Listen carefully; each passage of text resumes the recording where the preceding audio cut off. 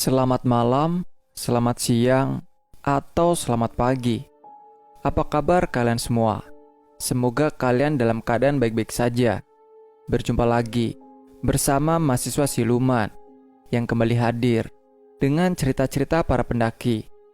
Di video kali ini, kita akan mengisahkan pengalaman seorang pendaki bernama Kinan saat mendaki ke Gunung Arjuna bersama keempat temannya. Di mana dalam pendakian itu, Kinan tersesat dan terpencar dari teman-temannya. Kinan tiba-tiba berada di sebuah tempat yang asing. Bahkan dia sendiri tidak tahu saat itu sedang berada di mana. Dan bikin yang anehnya lagi, saat sadar ternyata Kinan koma selama 3 hari. Jadi bagaimana kisah lengkapnya? Langsung saja cerita. Tapi sebelum lanjut, jangan lupa untuk like, share, dan subscribe channel Mahasiswa Siluman. Aktifkan juga notifikasinya untuk tetap update video-video terbaru dari kami. Luangkan waktumu dan pasang earphone-mu. Siapkan tempat dan posisi yang nyaman. Dan selamat mendengarkan. Di tahun 2018 kemarin, Kinan bersama keempat temannya yang bernama Fauzi atau Ujik, Darel, Safik, dan Chris sedang mendaki Gunung Arjuna. Mereka berlima sampai rela bolos kuliah hanya untuk refreshing ke Arjuna. Mereka izin ke orang tua masing-masing bahwa akan menginap matahari karena kampus mereka ada sebuah acara yang mengharuskan semua mahasiswa turut serta. Herannya orang tua mereka percaya-percaya saja. Seperti para pendaki pada umumnya, mereka mulai menyiapkan segala keperluan yang hendak dibawa. Masing-masing orang memiliki peran masing-masing. Ada yang bagian bawa perlengkapan tenda, ada 2 orang yang bawa perlengkapan memasak dan jerigen air, serta 2 sisanya bagian menyediakan konsumsi yang hendak mereka bawa. Mereka juga sudah prepare duit jauh-jauh hari. Dirasa semua persiapan sudah siap, kita masuk ke hari keberangkatan 5 sekawan ini. Let's go. Hari keberangkatan, bulan Maret 2018, merupakan bulan yang cerah. Mereka mendaki dengan penuh sukacita. Dengan harapan pulang dari mendaki, mereka lebih fokus terhadap skripsi masing-masing. Dari Sidoarjo, mereka naik mobil Darel untuk menuju base camp yang terletak dekat Hotel Tanjung, yaitu Tretes Pandan. Soalnya mereka akan mendaki Arjuna via jalur Tretes. Aku rasa jalur ini merupakan jalur favorit bagi semua pendaki yang hendak mendaki ke Gunung Arjuna. Seperti biasa, aku akan menyertakan sedikit informasi seputar Gunung Arjuna. Gunung Arjuna adalah sebuah gunung berapi kerucut atau istirahat di Jawa Timur dengan ketinggian 3.339 mdpl. Gunung Arjuna secara administratif terletak di perbatasan Kota Batu, Kabupaten Malang, dan Kabupaten Pasuruan, dan berada di bawah pengelolaan Taman Hutan Raya Raden Surjo. Gunung Arjuna merupakan gunung tertinggi kedua di Jawa Timur, setelah Gunung Semeru, serta menjadi yang tertinggi keempat di Pulau Jawa. Biasanya, gunung ini dicapai dari 3 titik pendakian yang cukup dikenal, yaitu dari Lawang, Tretes, dan Batu. Nama Arjuna sendiri berasal dari salah satu tokoh pewayangan Mahabharata, Arjuna. Gunung Arjuna bersebelahan dengan Gunung Welirang, Gunung Kembar 1, dan Gunung Kembar 2. Puncak Gunung Arjuna terletak pada satu punggungan yang sama dengan puncak Gunung Welirang, sehingga kompleks ini sering disebut dengan Arjuna Welirang. Kompleks Arjuna Welirang sendiri berada di 2 gunung berapi yang lebih tua, Gunung Ringgit di timur dan Gunung Lincing di selatan. Area fumarol dengan cadangan belerang ditemukan di sejumlah lokasi penggunungan ini, seperti pada puncak Gunung Welirang, puncak Gunung Kembar 2, dan pada sejumlah jalur pendakian. Gunung Arjuna merupakan salah satu tujuan pendakian. Di samping tingginya yang telah mencapai lebih dari 3.000 meter, di gunung ini terdapat beberapa objek wisata. Salah satunya adalah objek wisata air terjun Kakek Bodo, yang merupakan salah satu jalur pendakian menuju puncak Gunung Arjuna. Meskipun selain objek wisata air terjun Kakek Bodo, terdapat pula air terjun lain, tetapi para wisatawan jarang yang mendatangi air terjun lainnya. Mungkin karena letak dan sarana wisatanya kurang mendukung. Di kawasan lerengnya juga terdapat mata air Sungai Berantas yang berasal dari simpanan air Gunung Arjuna. Mata air Sungai Berantas terletak di Desa Sumber Berantas, Bumi Aji, Kota Batu, yang merupakan sungai terpanjang kedua di Pulau Jawa setelah Bengawan Solo. Beberapa destinasi wisata yang terkenal hingga ke seluruh Indonesia maupun luar negeri juga terletak di lereng Gunung Arjuna. Di antaranya adalah Tretes, Kota Wisata Batu, dan Taman Safari Indonesia 2. Kita kembali ke cerita si Kinan. Mereka memutuskan untuk menitipkan di rumah teman lama Darel, ya rumahnya tidak jauh dari base camp. Barulah setelahnya, mereka berjalan untuk menuju base camp. Sedangkan hari sudah mulai sore. Tak terasa sudah sekitar jam 5 sore. Dan mereka baru tiba di pet bocor. Berhubung hari semakin malam, mereka putuskan untuk coba terus lanjut menuju ke pos 2. Ternyata perjalanan tidak sesuai estimasi mereka. Soalnya Ujik itu sedikit kelelahan dan minta stop beberapa kali. Sebagai seorang tim, Kinan dan teman-temannya tidak ingin bersikap egois. Alhasil, perjalanan dari pos 1 menuju ke pos 2, mereka tempuh kurang lebih 4 jam. Tiba di pos 2 sudah sekitar jam 9 malam, bahkan hampir mendekati jam setengah 10 malam. Dengan terpaksa mereka harus menggelar tenda untuk beristirahat. Ya udah, mereka gelar tenda di pos 2. Satu tenda besar untuk 3 orang dan satu tenda sedang muat 2 orang.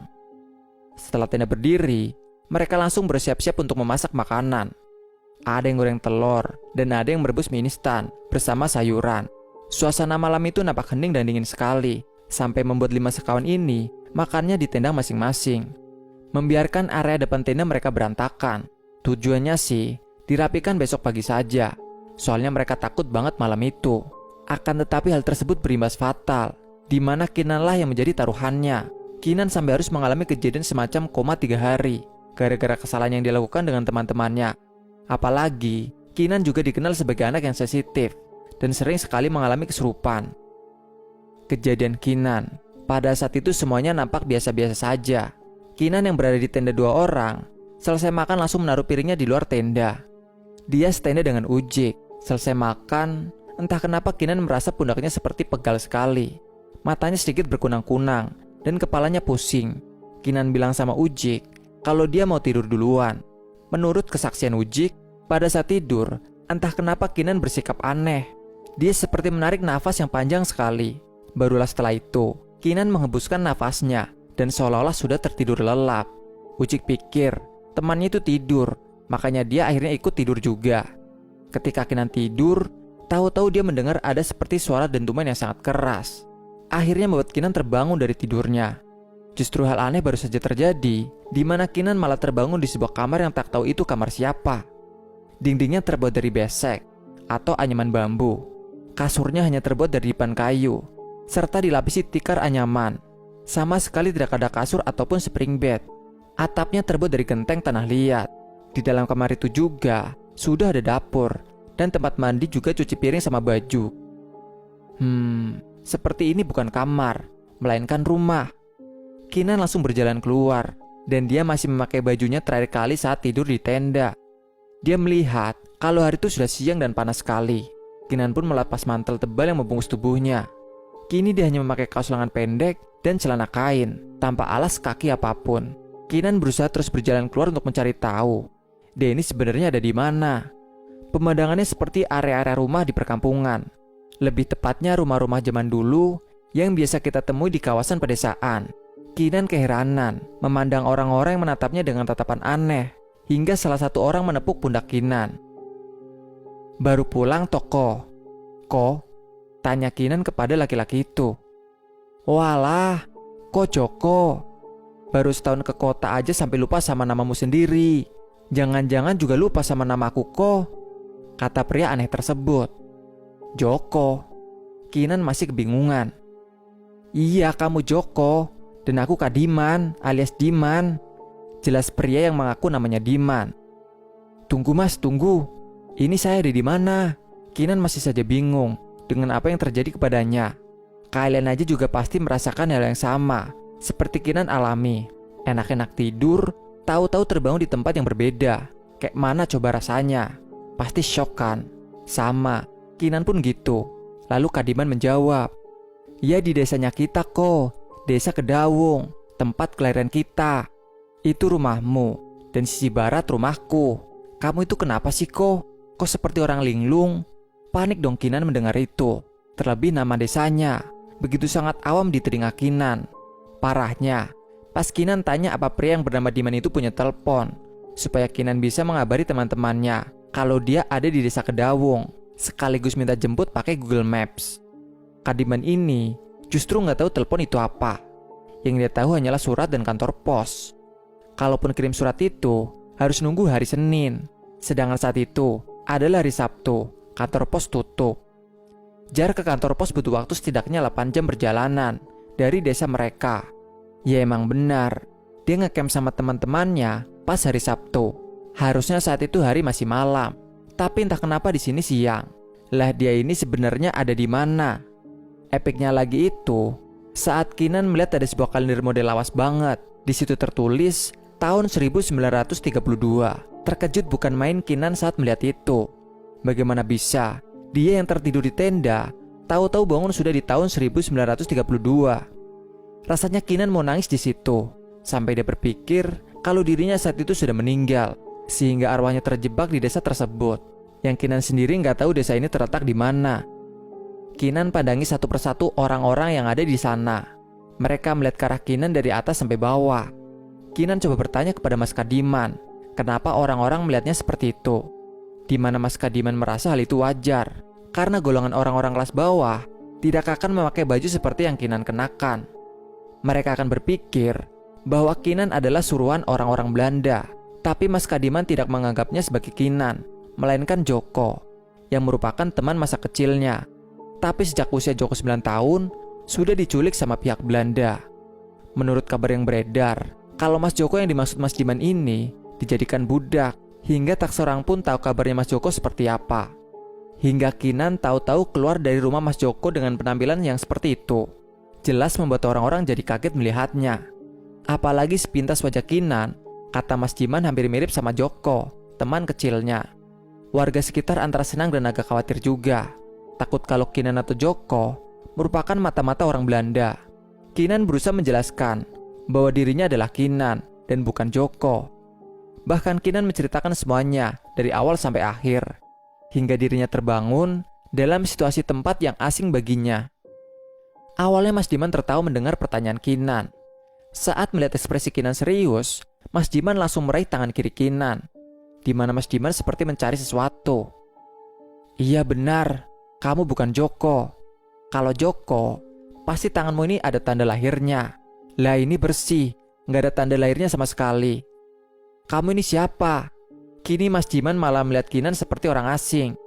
Padahal dari tadi, Mas Diman seperti orang yang sok akrab dengannya. Berkali-kali Kinan coba meyakinkan Mas Diman kalau dia bukan orang jahat. Sampai pada akhirnya Mas Diman percaya. Lalu Mas Diman menuju ke sebuah jalan. Berdasarkan apa yang dilihat Kinan, itu seperti jalan turunan. Mas Diman bilang, "Pulang nak, rumahmu bukan di sini." Mendengar itu girang Kinan. Dia berjalan ke arah yang ditunjuk Mas Diman. Sambil sekali dia menoleh ke belakang untuk mengucapkan terima kasih. Terlihat Mas Diman hanya berdiri, menatap ke arah Kinan yang kian menjauh. Kinan melihat dengan jelas kalau Mas Diman menangis, seakan seperti sedang melepas seseorang. Perlahan-lahan, sosok atau wujud Mas Diman tahu-tahu menghilang secara perlahan. Kini di depan Kinan hanya ada jalan menurun. Dia tetap terus berjalan pelan-pelan, karena sepertinya jalanan itu licin sekali. Baru setengah jalan, tahu-tahu muncul rombongan ibu-ibu di kanan dan kiri Kinan. Ibu-ibu ini memakai atasan kebaya putih polos dan memakai bawan swag bermotif parang. Rambut mereka disanggul dan dihias dengan aneka macam-macam bunga segar. Masing-masing dari mereka seperti membawa sebuah nampan atau besek yang terbuat dari anyaman bambu. Nampan itu ada yang digendong, dipegang, dan disungguh di atas kepala. Isinya bermacam-macam, mulai dari sayur mayur, dan bahkan ada yang bawa padi yang masih ada batangannya dan belum disemai. Ada yang bawa buah-buahan, kepala kerbau, dan lain-lain. Anehnya ibu-ibu ini tidak melihat sama sekali ke arah Kinan, dan ibu-ibu ini berjalan ke arah sebaliknya. Kalau Kinan turun, ibu-ibu ini jalan naik. Mulut ibu-ibu ini seperti mengucap sesuatu yang gak tahu mereka sedang ngomong apa. Kinan baru sadar kalau ada satu ciri-ciri yang aneh dari orang-orang tersebut, yang mungkin jadi pembeda antara manusia asli dengan mereka-mereka ini, yaitu terdapat perbedaan di kedua pupil mereka. Pada umumnya, kalau orang Asia itu kalau nggak hitam ya coklat, tapi tidak dengan orang-orang ini. Pupil mereka itu ada semacam cincin, jadi tengah-tengahnya itu seperti berwarna hitam keabu-abuan, sedangkan pinggiran pupil itu berwarna biru aqua. Sorotan mata orang-orang di sana itu kesannya tajam saat melihat orang. Bisakah hal itu menjadi sebab pembeda? Entahlah, soalnya pupil Mas Diman juga seperti itu. Ketika dia bingung dengan segala keanehan hari itu, tiba-tiba ada suara yang berkata di telinga kirinya, Pulang, pulang. Suaranya terdengar seperti suara orang kakek-kakek. Setelah kalimat kata pulang itu, tahu-tahu subuh, Kinan seperti didorong, membuatnya masuk ke sebuah lingkaran putih yang besar banget. Pas dia buka mata, posisinya dia sudah berada di rumah sakit. Banyak banget alat-alat life support yang tertancap di tubuhnya. Para dokter dan perawat yang dengar Kinan ngomong tolong, langsung nyamperin dia dan mengecek semua alat di tubuh Kinan. Mereka tidak menyangka kalau akhirnya Kinan sadar dari komanya. Ternyata selama ini Kinan koma 3 hari di rumah sakit. Bahkan dokter bilang kalau sudah tidak ada harapan lagi. Sampai-sampai didatangkan dukun yang ternyata abal-abal. Tapi kini Kinan dapat kembali ke tubuhnya dalam kondisi baik-baik saja. Benar kata Papa Kinan, Kinan hanya tersesat. Kita berdoa saja. Semoga Kinan tahu arah jalan pulang ke tubuhnya. Pulang dari rumah sakit, langsung dia adakan syukuran sampai akikah. Karena Kinan belum akikah selama ini. Soalnya kata Mama Kinan, baru sehari dirawat di rumah sakit, tubuh Kinan tahu-tahu kejang. Detak jantungnya makin melemah. Dicek segala macam kok makin menunjukkan seakan tidak ada harapan. Makanya dokter ngomong kayak gitu. Tapi takdir Allah berkata lain. Kinan yang tersesat masih ditunjukkan jalan pulang, walau harus terbangun lemas di dalam ruangan ICU. Sekarang sudut pandang teman-temannya Kinan. Ujik terbangun sekitar jam 4 pagi. Rencananya memang mau sholat subuh bareng, dan dia berencana ajak Kinan.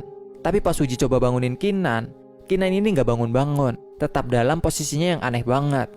Seperti orang meninggal, dan kedua tangannya melipat di atas perutnya.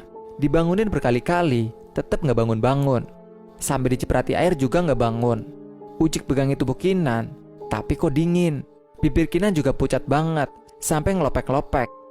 Langsung tuh, Ujik keluar tenda sambil nangis bangunin teman-teman yang lain. Teman-teman yang lihat Ujik kayak gitu, kaget dong. Ujik coba tenang dan jelasin semuanya. Pas teman-teman yang lain lihat tubuh Kinan, ternyata yang diomongin Ujik beneran. Paniklah mereka di situ. Ini Kinan sampai kayak gini, kira-kira kenapa? Daripada ambil kesimpulan sendiri, 2 orang mutusin ke bawah untuk minta bantuan. Sedangkan yang lain tetap berjaga di depan tenda. Beberapa jam perjalanan, mereka temu sama beberapa orang pendaki. Mereka langsung minta tolong. Apalagi di situ ada 2 orang porter yang mungkin disewa sama pendaki ini. Untungnya para pendaki ini masih kasih tolong mereka. Mereka ceritakan semuanya kepada para pendaki ini, soal kondisi Kinan tentunya. Singkat cerita, tibalah semua orang di tenda Kinan. Semua orang bingung bukan main. Terlebih tubuh Kinan benar-benar kaku sekali, seperti orang yang sudah meninggal. Tapi detak jantungnya masih ada dan normal. Cuma tubuhnya dingin dan juga kaku sekali. Akhirnya semua orang tolong-menolong membuat tubuh Kinan turun dengan alat seadanya. Semuanya bahu-membahu untuk sampai di base camp. Alhamdulillah, semua berjalan lancar. Dan saat tiba di base camp, Kinan masih belum sadar. Karena terlalu beresiko kalau hanya dibiarkan, akhirnya tubuh Kinan dibawa ke rumah sakit. Sedangkan teman-teman Kinan disuruh menghubungi orang tuanya masing-masing, sekaligus orang tua Kinan. Ada salah seorang bapak-bapak yang mengatakan, "Kalau punya tulang iga renggang-renggang, harusnya bisa jaga perilaku baik-baik." Ucap bapak ini setelah memegang tubuh bagian belakang Kinan.